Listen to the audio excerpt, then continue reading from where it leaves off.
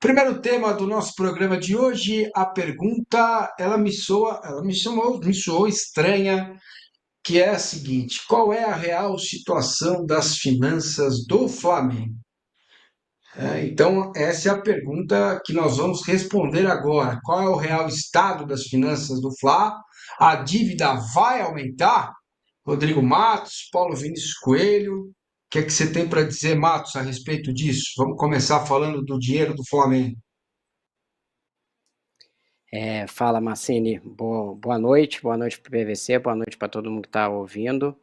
Antes de a gente poder botar já o quadro, não sei se vocês lembram, a gente fez um programa que dizia que o Sim. caixa do Flamengo estava sendo reduzido e que tinha as contas apertadas. O clube soltou uma nota oficial e, revelado o balancete do Flamengo, que acaba em setembro, foi exatamente o que a gente tinha dito e publicado daquela vez. Então vamos lá.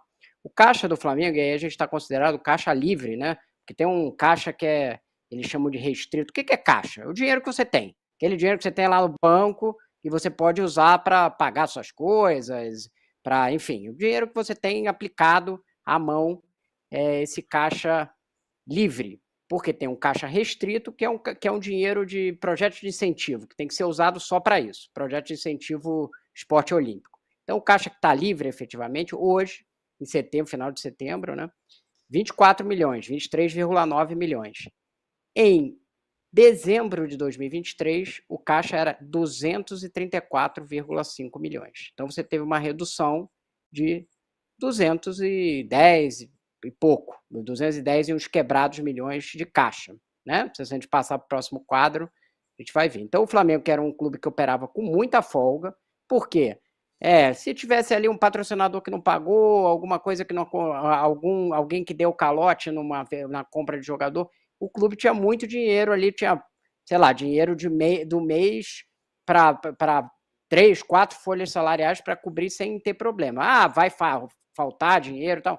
Não, o clube tem acesso a crédito e tal, mas ele não tem mais essa folga. Ele tem hoje uma folga bem pequena. E por que isso aconteceu? Aconteceu porque o clube decidiu comprar um terreno para o estádio, o terreno do gasômetro. Esse terreno foi 147 milhões de reais. E as contratações. O Flamengo gastou muito dinheiro nesse ano. Foi o ano de maior investimento em contratações já feito dessa gestão do Rodolfo Landim. E aí a gente vê o total do investimento que está ali no intangível, né? Assim que a gente vê nos balanços de clube. O que é o intangível? É o que você vai acrescentando ali no seu patrimônio, mas não é casa. É um valor intangível, né?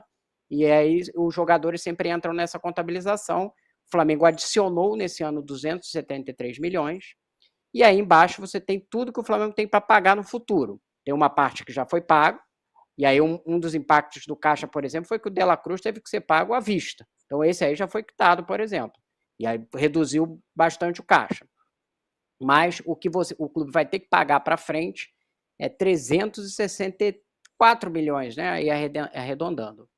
E a quantia que o clube tem para receber é 145 milhões.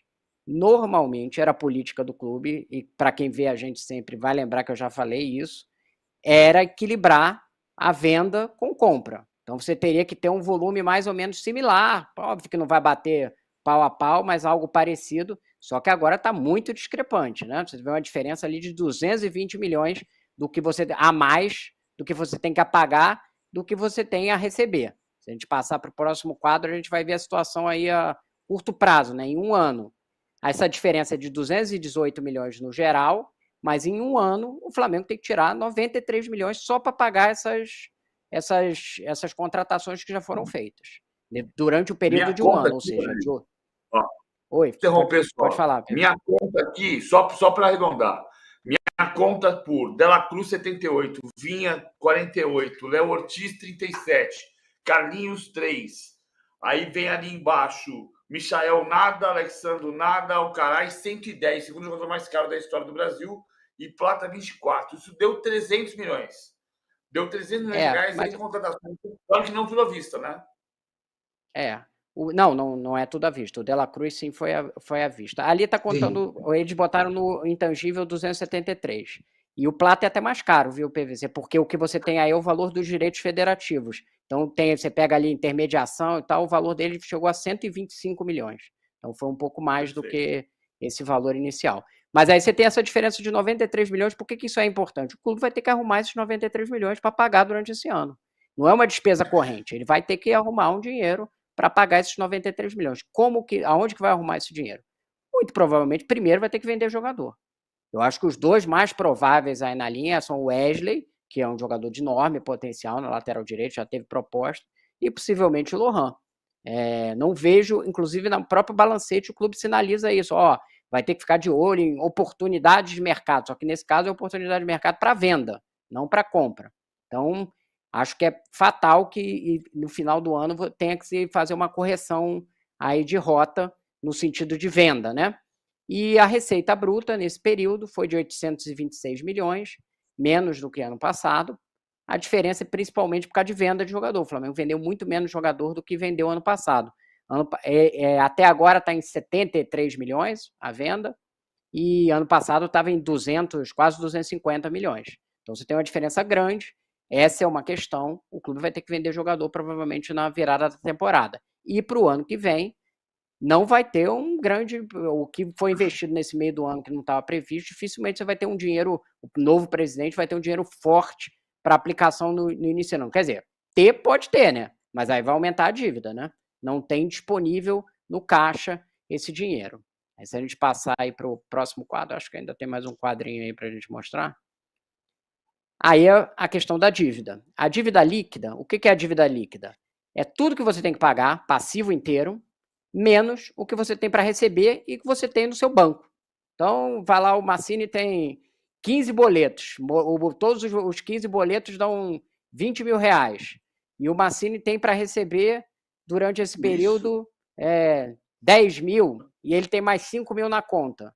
Então, a dívida líquida dele vai ser 5 mil, né, Massini? Você vai falar assim, da onde eu vou tirar esses 5 mil? Porque os outros 15 você sabe, né? Mas os 5 mil você tem que arrumar um jeito. 14 é de supermercado, viu? Tá vendo? É isso aí. Tá bom. Então, a dívida líquida é basicamente isso.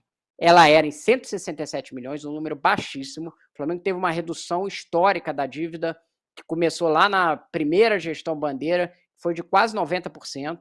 Saiu de um valor histórico que estaria 1,5 bilhão para sair para 167 milhões, é um feito, sob o ponto de vista de uma gestão de clube.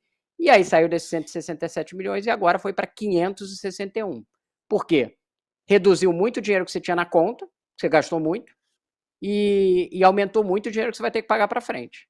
Então, essa diferença fica em 395 milhões, que foi o aumento da dívida do Flamengo em 9 meses, quase 400 milhões de aumento nesse período, justamente o último ano do Rodolfo Landim. Ele não fez isso em nenhum período da gestão dele, sempre foi uma gestão mais equilibrada, com exceção ali da pandemia, que precisou gastar um pouco mais, porque a receita caiu muito, mas mesmo assim ele foi lá e vendeu o jogador. Agora, nesse final, por conta da questão do terreno e das questões dos reforços que ele foi atrás no meio do ano, aumentou consideravelmente a dívida e ele vai deixar um clube que vai estar mais apertado financeiramente para o ano que vem, para o próximo presidente. Também um ano eleitoral, que ele está tentando eleger o seu sucessor, né, o Rodrigo Ducha, uma eleição bem apertada. Então, tem esse contexto. Em geral, muitas vezes, governos aumentam seus gastos nos anos eleitorais e foi o que aconteceu no Flamengo. Um ponto disso que você falou agora, nessa semana teve uma entrevista do Rodolfo Landim pro podcast Benjamin Múcio, do Benjamin Bach, e o Benja virou pro Landim e disse o seguinte: a melhor coisa que esse cara fez, se referindo ao Rodrigo Dunche, foi ele ter colocado você como CEO e ter anunciado que você vai ser o CEO. Porque você sendo CEO, você toca o clube. E o Landim respondeu: acho que você teve a mesma visão do que ele. O que dá uma noção disso, né? Porque, assim, se você precisa de você mesmo, é porque o candidato que você apoiou não é o candidato ideal. E talvez isso explique um pouco de você subir o custo, porque você precisa ganhar a eleição. Talvez não ganhe. Isso é um ponto. Outro ponto é, a dívida líquida faz o quê? 3 meses, Rodrigo? A gente tratou dela como tendo chegado a 50 milhões. Ou seja, nesses 9 meses, é esse crescimento de 90 milhões que você citou. De quase 400, né? 395 milhões de crescimento, né? De dívida líquida.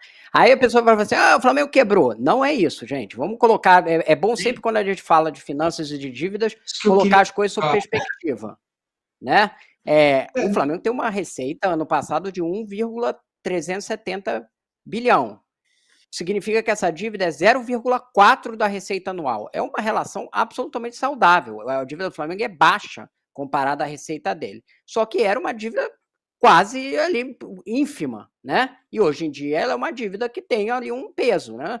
Que tem um peso que você vai ter que lidar com ela, principalmente a dívida a curto prazo. O time não está em crise financeira. Ele está com as contas mais apertadas e ele vai entrar em crise financeira se ele fizer mais 2 ou 3 anos iguais a esse. Se ele fizer mais 2 ou 3 anos iguais a esse, realmente, aí vai desandar a maionese. Eu não acredito que nenhum dos 3 candidatos que estão postos vão fazer isso, minha opinião, mas que houve um aumento excessivo de gastos nesse período, e aí você pode... A questão do terreno você ainda pode argumentar, era uma oportunidade, o clube tem o projeto do estádio, então patrimônio, só tinha né, como Rodrigo? pagar à vista. E é um patrimônio. Perfeito. E é patrimônio. Mas agora, a aceleração no gasto de reforços no meio do ano foi claramente uma questão de perder o jogador e quis correr atrás do Botafogo, né, que gasta muito mais do que tem, e começou a investir muito mais forte do que estava prevendo no início do ano. E aí deu esse descompasso. Se você colocar, tem condições de recuperar e jogar a dívida mais para baixo, ou de administrar essa dívida? Tem, vai ter que vender jogador no fim do ano, vai ter que dar uma controlada, não vai poder gastar muito no início da temporada, vai ter que dar uma segurada, mas é perfeitamente controlável. Mas é diferente de tudo que foi feito nos 5 anos anteriores, que era trabalhar cada vez, e isso está ressaltado inclusive no balanço, que prioridade sempre foi priorizar o caixa, ou seja, você ter dinheiro para você ter folga. O caixa não foi priorizado nesse ano. A verdade é essa. Nessa situação do Flamengo, só me resta aqui no canal UOL chamar a Renata, falar, Renata, cancela o cartão de crédito, porque até o Flamengo se embananou aí com dinheiro, não que ele esteja passando por dificuldades, é isso que eu queria também reforçar, Rodrigo, e PVC, 1 bilhão 300, quase 1 bilhão e 400, você aumenta a sua dívida líquida, que é o que mais preocupa, o curto prazo, né? Mas você também incorpora no seu patrimônio o terreno, tem um projeto, e isso está, na minha visão, pelo que eu vi, está equilibrado. Agora, aperta o futebol, não é? Porque se o ano que vem você precisar trazer um Dela Cruz, um outro Alcaraz, pelo que você está me dizendo, vai ter que vender jogador, e aí não vai dar, né? Essa que é a pegadinha, porque ano que vem tem Super Mundial, e o John Textor, se a relação é essa com o Botafogo, já disse que vai continuar investindo. Enfim, então os clubes que não são SAF, que não têm dinheiro infinito, o sujeito é dono do dinheiro dele, não podem cair nessa cilada, né?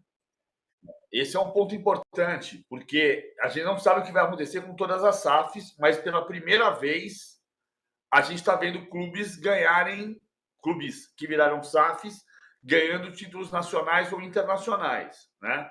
A final da Libertadores, Botafogo e Atlético, é entre 2 SAFs, o representante brasileiro na final sul-americana também é SAF, o Cruzeiro. Isso significa que ser SAF é o único caminho? Não. O Vasco virou SAF e a relação com a 777 naufragou. O Cuiabá é SAF e está caindo para a segunda divisão. Não dá para ser matemático assim. Agora, a gente precisa ter atenção para o que vai acontecer nos próximos anos. Você não pode ter o Botafogo gastando. Eventualmente, o Botafogo pode começar a arrecadar de modo a justificar o gasto dele. Hoje, a gente sabe que ele está fazendo um investimento inicial para tentar alavancar esse crescimento o mais rápido possível, voltar a ser campeão, arrecadar com prêmios, com patrocínios e subir receita. Hoje, o que ele gasta não se justifica. Então, também é um risco para o Botafogo. Mas também vai ser um risco para clubes associativos que queiram correr atrás desse investimento. Que o Atlético, que o Cruzeiro, que o Botafogo, que eventualmente um novo clube SAF, uma nova SAF, queira fazer. Então, tem um limite, tem um cuidado dos dois lados. Não dá para cravar. Sempre digo que o Atlético de Madrid foi o primeiro clube SAD campeão espanhol e 4 anos depois foi rebaixado. não é o nosso tema aqui, né? Mas o Botafogo também tem limite de dinheiro, né? O grupo do Textor, ele levantou muito dinheiro que ele tem que pagar de empréstimos lá fora. O Eagle, o Lyon está com problemas financeiros sérios lá na Liga Francesa, então não está sobrando assim dinheiro e tal. Mas isso é o tema para que a gente pode tratar mais na frente. Na questão especificamente do Flamengo é que o dinheiro é finito e todos os 3 candidatos dizem que não vão fazer SAF, então vai ter que ter uma regulação ali de como que você vai fazer, vai manter o gasto do futebol. Por quê? Porque ano que vem ainda não vai ser o ano do maior gasto com o estádio, mas no ano seguinte já vai começar a construção. Então, se você vai começar a construção, você fala assim, aumentou um pouco a dívida, mas dá perfeitamente saudável dentro do clube. Isso aí. Porém, o clube vai começar a gastar muito mais dali para frente, né? Daqui a 2 anos. Vai ter que começar a investir em estádio. Vai tirar a receita do próprio estádio. Ainda não está claro esse plano financeiro do estádio. Então é um clube que tem que estar muito azeitadinho, porque vai entrar numa empreitada muito grande, que é a empreitada do estádio. Não é qualquer coisa. Você vai entrar numa empreitada que você vai ter que gastar 1,5 bilhão. Então, não tem mágica. Você vai ter que gerar 1,5 bilhão a mais. Seja no estádio, seja dinheiro do clube, e vai ter que apertar todas as contas aí. Então, quanto mais limpinho tiverem as contas, melhor você vai estar para essa situação. E hoje tem uma situação a mais apertada do que o final do ano passado. Isso aí não tem dúvida. E o estádio, gente, o estádio é uma coisa que precisa ser muito bem controlada, porque pode ser dinheiro sem fim, né?